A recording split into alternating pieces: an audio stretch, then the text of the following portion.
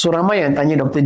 G, mak saya, cousin saya, kakak saya atau mungkin saudara mara saya akan membuat kemo. Kemo ni betul-betul bagus ke dan elok ke sebenarnya? So ramai yang tidak tahu bahawa rawatan kanser ni bukan hanya untuk kemo saja. Kemo ni bagus, tapi kemo ni merupakan sebuah ubat yang bukan hanya membunuh sel kanser, tapi dia membunuh sel-sel yang lain. So kita memang tak nak benda macam itu.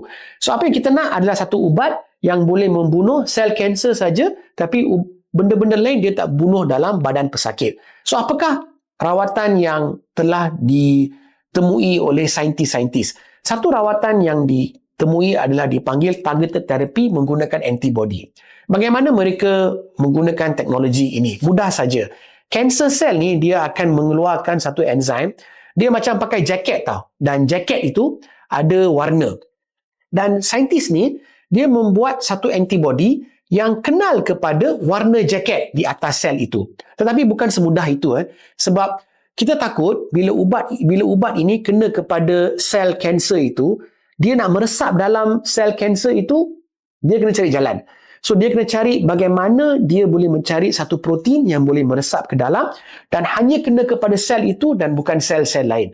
So ini dipanggil antibody mediated targeted cell therapy. So ia merupakan option kepada beberapa pesakit yang mempunyai kanser. Kanser-kanser yang sekarang ada targeted therapy contohnya adalah kanser payudara, kanser kolorektal, limfoma iaitu sejenis kanser kelenjar. Dan kanser-kanser ini boleh dirawat menggunakan targeted therapy sebenarnya. So sangat menarik bidang medicine, ia sentiasa berubah, sentiasa mempunyai banyak perubahan dan evolution.